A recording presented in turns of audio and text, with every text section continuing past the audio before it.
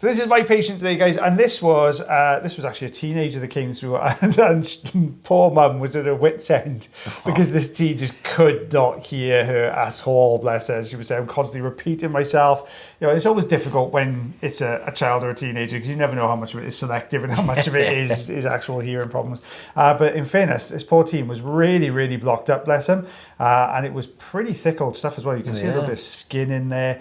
This is the standard size tube in here as well. There's a little bit of dry skin just coming off the side of the canal wall. That's a lot. It was, wasn't it? And it is hard. You can see it's absolutely rock solid in this particular section. And I think what the mum has said is that they've been back and forth to the doctor a few times now, saying, you know, they're really struggling. They've said, yep, there's wax in there. Use a bit of oil. Go away. It'll come out by itself. And they were just at their wit's end. But look at that. Wow. Chunky plugs. So you can see it's not always age. It's not always age that causes these build-ups. It's all down to your genetics, guys. But look at that piece. Oh, no. Ooh, and this big jump of skin as he went in. I wasn't expecting to see that skin leap up off the canal wall there in front of the suction tube. So they're the screamers as well. They're the squeedy ones. So we're down to the fine end now, just to minimise any risk of clarinetting there. Excuse me, sorry, I got a frog in my throat. It's normally you. Ribbit. I know. Yeah. So it's going away. There we go. Oh. Look at that. That was all so deep. Yeah, at least it's all as one. Yeah, just managed to get a little bit of a twist. And with that twist, and out that came. Because they can be a bit of a nightmare to remove those recessed ones, especially when they're super soft and like. It's still big over, you know, considering this is a teenager's ear canal. That is some chunky plugs in there. So we've got this very kind of sloping ear canal there, but it looks lovely and healthy. But the other side, almost identical. They couldn't get over. They were actually, when we finished clearing the first one, when they got that last piece out in the first ear canal, they would comment on how loud the suction machine was because they hadn't heard it when they came in and we were doing the suction. They hadn't really heard it particularly well. Oh. That's the one thing you notice when you're doing these wax removals, and that's the usual sign that it is obviously starting to get better because the patient either mentions, you know, oh, I can actually hear that machine now, or you just generally start seeing some like drifting where the noise is starting to get a little bit noisy. Yeah, they kind of getting the full effect of the sound then, that's right.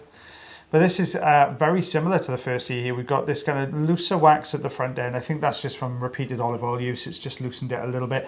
And then we get this harder core, this kind of thicker, darker plug of wax. There's a bit of smudging at the bottom there. I just hit a little bit of oil or a little bit of skin, I think, that was just sitting on the very front end of the camera as well.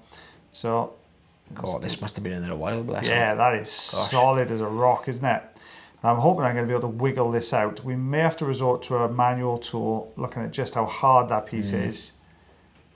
Got to be getting top grades after this now. Look at that. Be able to hear everything in school now. We come back and say, put it back in. Just put it back in. Everyone's too noisy. I was just negotiating, as we've done for a few videos this week. It's got that out the bend. Yeah. It looks like it broke off though. I can see that. That's not what you want to see, is it? No. Look at that bad boy all the way down there as well. So we're just going to tidy up just a little bit of this front end here, but let's concentrate on getting this plug out. No, I would say at some point there's been a cotton bud in there. I think there must have been. It's so deep. But the unusual thing about this ear canal is you have this very upward slope. Yeah. You know, and it makes it a little bit harder. So we do a lot of tilting with the patient just to flatten that slope a little bit, make it a little bit easier for us. Yeah, we've had some comments saying, why don't you lie your patients down?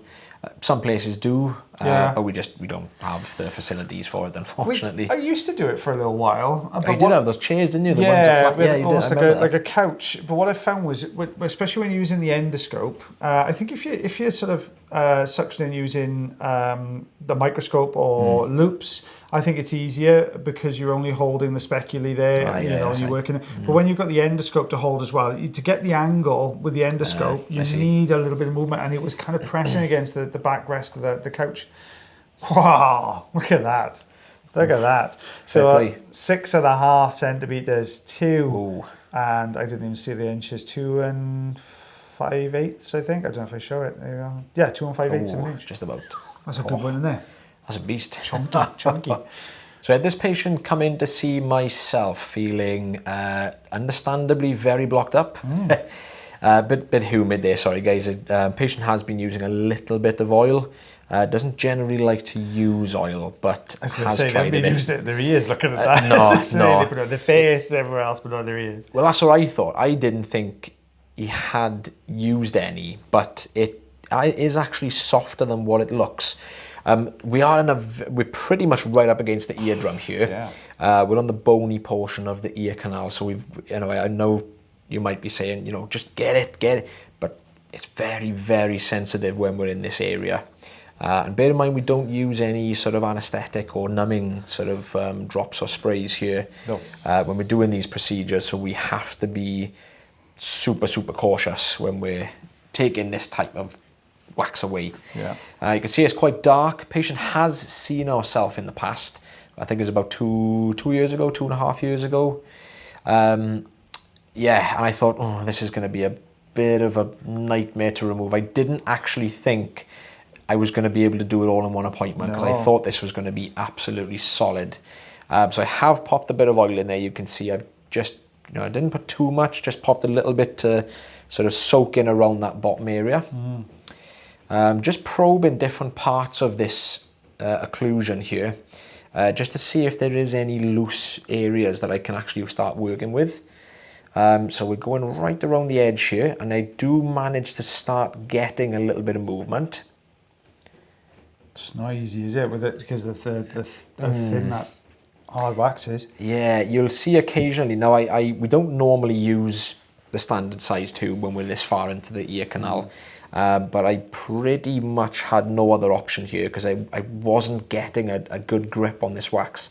Now, you'll see straight away where this oil has started to soak in to this wax slightly, it is moving a little bit. Dynamite you could do with in there, but look at that. Yeah, That is solid in there, isn't it? Fire in the hole. Yeah. Come on! That is really not budging very well at all, is it? No, and if you manage to see a clinician or an audiologist that clears the ears or tries to clear the ears, and it's very, very difficult, they may suggest using a either more oil or a slightly stronger drop to try and dissolve it slightly. Now you can see, I'm not sure if you can see actually, depending on how eagle-eyed you are. A bit of a lift. Yeah, you could see it was starting to slowly peel away, and I'm just going to give it a little bit of a wiggle. The whole thing is literally unfolding out of this. Well, it is pretty much right down in the recess, to be honest. This was pushed in by a cotton bud. Your typical sort of yes, we know you do it. Yeah. Now it looks really pathetic when I'm showing you the roller shot at the end. It looks like a massive amount of wax, but it's really only quite a small amount. I think lots of people say the same thing. They say, "Oh, it looks absolutely massive on the screen." Tip your little fingers, your eardrum, so you can get a rough idea of this kind of sizes you're working in there. And this is quite an open ear canal as well, isn't it? A lot of them are a lot smaller than that. But in relation to the size of the ear canal, it was pretty blocked. Just trying to get this last little bit of wax stuck against the roof of the ear canal. Patient did really well, to be fair. They sat through it like a trooper. I thought I had it then. I said, "Oh, it's still there." Oh, it's not quite peeling away, is it?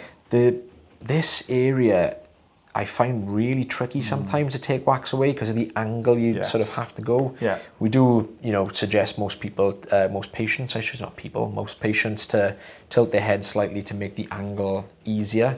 But again, it's so fine against the ear canal. You don't really want to risk patients like kind of jumping or flinching. Yeah. So yeah, they've done really well, to be fair. Patient feeling obviously so much better once that was cleared. So what would you say? 3/4 of a centimetre I'm going to go for that one? Yeah, I would say 3/4 centimetre, quarter of an inch. Yeah, a quarter of an inch. Ish. Yeah. Well guys, thank you very much for watching our video again today. If you do enjoy the video, you can always like, heart, share, follow and subscribe for us. If you have an earwax problem yourself, check out the link tree in the description. You can book yourself an appointment with lovely Mr. Taylor Green, or myself, if you wanted to as well. But as always guys, take care of yourselves. Take care of your ears. Take care of one another, and we'll see you again real soon. Bye everybody. Bye.